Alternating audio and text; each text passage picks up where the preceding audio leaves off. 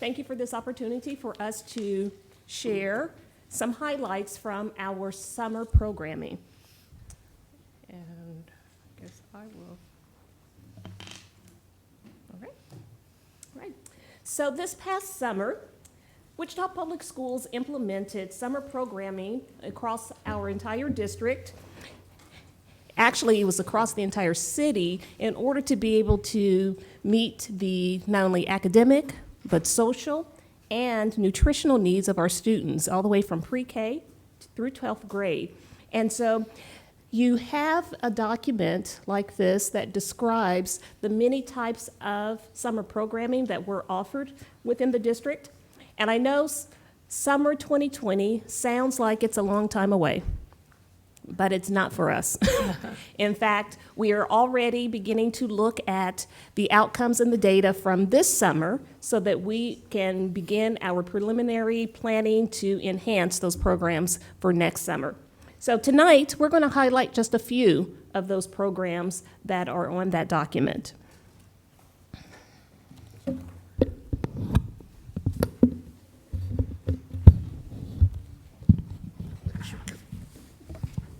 Making sure I can be heard over here. We had an extremely busy summer with our secondary schools. Pretty excited though because we opened up some opportunities for students, not only for original credit, but for credit recovery as well, and even down into our middle school bridge program that specifically helps students kind of bridge their time from 6th to 7th, 7th to 8th, because we didn't want that learning to be diminished over the summertime. So speaking of high schools first, the high school summer programs that we had done this summer, one of them was our summer school, which is what I call the original summer school, which was at North High School this past summer, which allowed for some original credit and credit recovery courses that were offered for students. We also had our extended learning opportunity, and this is where all our high schools allow for some credit deficient, if students were credit deficient around a 50 to 59%, didn't quite make the credit or the grade necessary, they extend their time, extend their school to be able to work on some of those deficient areas and deficient skills as well. So we had a great opportunity to offer that extended learning opportunity, as well as our summer learning centers, which was our online high school learning centers were kept open to allow students that were still needing to recover their credits to stay in so they can meet their threshold to get to the summer graduation. So those three areas were a great opportunity for our students to gain credit as well as some original credit. When you look at the number of students attended, we had over 800 students, but if you really count the extended learning opportunity at each high school, that number is going to increase. We had over 600 courses taken, 293 credits were earned during that process, and we also had a great summer graduation, which we had 49 summer graduates because we allowed that extra opportunity for students to be successful over the summertime. I agree. So another program that was offered throughout the summer is our extended school year. Most people refer to it as ESY. ESY is an opportunity that allows our students to continue working towards accomplishing their IEP goals during the summer months. This program served students again from pre-K all through high school. In addition to the academic instruction that occurs in the classroom, they receive related services support, but also many of them have the opportunity to actually go into our community and be able to participate in real-world instruction, which we know helps further enhance and develop their functional life skills. So very pleased with the participants that were able to participate in this program and the learning that was extended inside as well as outside the classroom. Now we see our middle school summer bridge was a great opportunity. This was one of the first years in a long time that we had a true summer, we call it a summer bridge, but a summer school for our middle school students, specifically targeting our 6th and 7th grade students as they're transitioning from 6th to 7th and 7th to 8th. This was a half-day program focused on numeracy and literacy skills. They had a blended learning using iReady, our online curriculum, and there were also some breakfast meals provided for our middle school students. Some of the data that you can see For sixth grade, as far as middle school lessons that were actually completed by grade, we had 1,153 lessons completed in our sixth grade. Seventh grade had 823, and eighth grade had 100 middle school lessons completed by grade. If you're thinking, and then we had one student actually in 10th grade that was probably using iReady during their extended learning opportunities while you see that 10th grade. So that's actually one student, so we're just going to ignore that 10th grade. Eighth grade, you can see, is a little bit lower.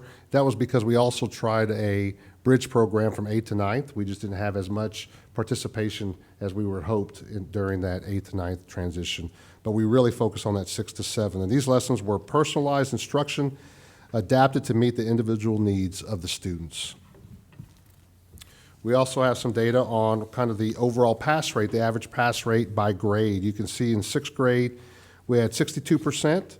Seventh grade had 56% overall pass rate, and eighth grade, which was that fewer participants, had the 46% rate, and then our wonderful 10th grader had that 90%. So they did a great job.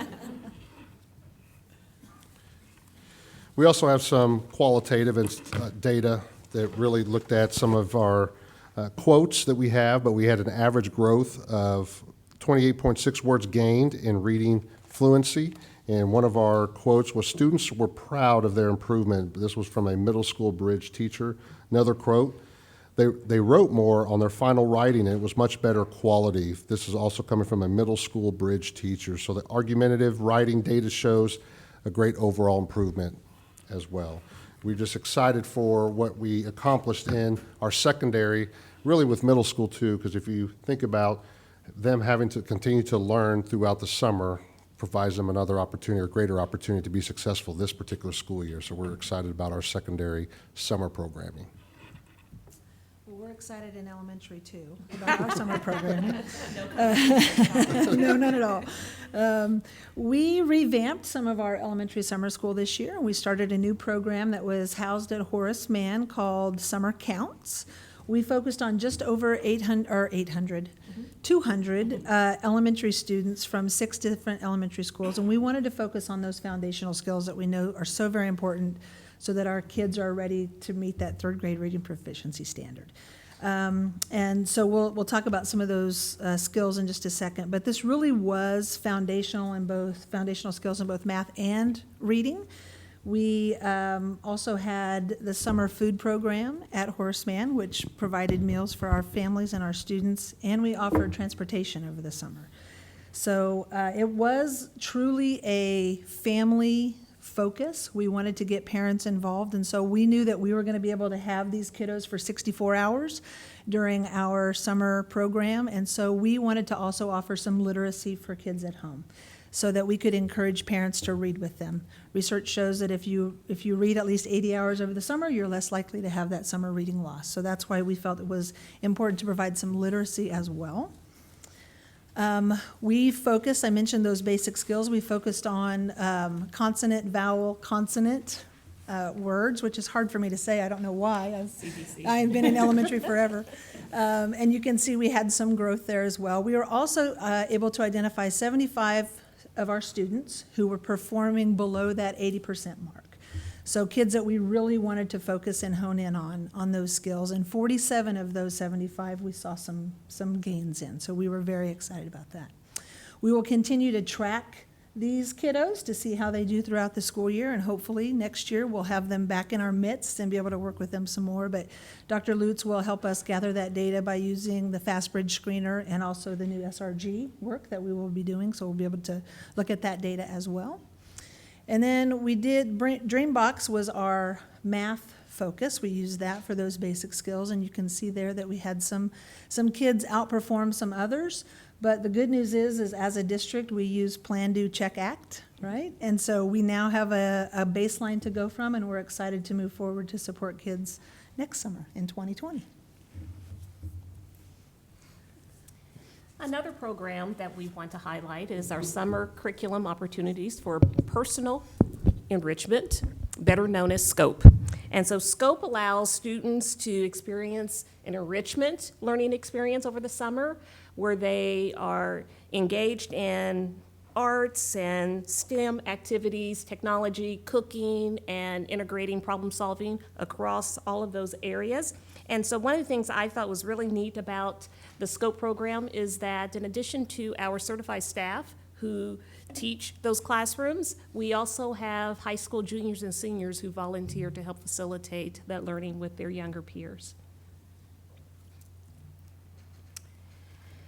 And then I must share about our summer food program participation. We operated the summer food program at 65 sites this year. This is an increase of 12 more sites than last year, and it's actually our highest number of sites in the history of this program. We did have fewer serving days this summer than in the past. The nutritional department did work with strategic communications and marketing to help develop a communication and outreach plan. One of the things that I was really in awe of when I learned that our nutritional services staff actually went and canvassed a neighborhood and knocked on doors and shared with residents that there was a food program within their neighborhood. So they worked really hard to increase that participation. Despite all of those efforts, did not quite hit the goal this year, which was to increase participation by 10%. But what we are pleased about is that the average daily participation rate for both lunch and breakfasts increased. There were also several events where we had special guests visit those sites. The kickoff event was at Chisholm Trail Elementary with the help of DJ Larry Perlman, and a very special appearance by the Fruit and Veggie Friends. Also, Mayor Longwell conducted a briefing at Colvin site. Lieutenant Governor Lynn Rogers visited the Boys and Girls Club, and I know you were also able to visit many of the summer sites. We also advertised the program through social media, billboards, and at community events such as the River Festival, Via Christi Health Day, as well as Juneteenth, amongst others. We also partnered with the City of Wichita to provide free bus transportation for students to get to these sites. So tonight, we just really wanted to highlight a few of the type of programs that were offered over the summer. There were 16 in total. Tonight was just a little snapshot of a couple, but just want you to know that the data that we have collected from those sites, from the work over the summer, is data that we are looking at, as well as just evaluating those programs overall. Our goal is to continue to improve them and also to be able to provide what services and supports are needed in order for our students to be successful. So we've learned some things, and we will continue to apply that in the future, but things that we know that are continuing because they work in the summer, they're high engagement, plus we know that we are receiving very positive student outcomes from it. So things such as the Learning Center, professional learning that we know that we need to continue to equip our staff around, enrichment activities, as well as a very intentional focus on rigor through our standards reference and other high-quality instructional practices. And so, as mentioned earlier, we're using that data that will guide decisions for next year. We thank you for investing in these programs that we know are designed to address our long-term goal, number 1, increase graduation, as well as long-term goal number 2, reading proficiency, while all the while aligning with our theme to support the whole child. And so with that, we ask if you have any comments or suggestions. We do or have questions. a question. Ernestine? I'm fascinated by the addition of the middle school program. What buildings did we use for the middle school programs? All of our middle school Title I buildings. All of the middle schools? All of Title I. All of our Title I middle So you schools. didn't just creep it open with 1 or 2, you decided to do, okay. When I said Good we had for things going you. on all over the city to meet the needs of our students' academic, social, and nutritional needs. We meant that literally. So We they, had- and could students go to any, so for example, even if their base school was one of the magnets, they could go to a school near them for the summer program? So it was targeted for the students that were regular attendees enrolled at those sites. Okay. I'm seeing no other questions. All right. It's great to know that we aren't just a 9-month-a-year program. We really help our kids all throughout the year. So thank you very much for your hard work. Thank you.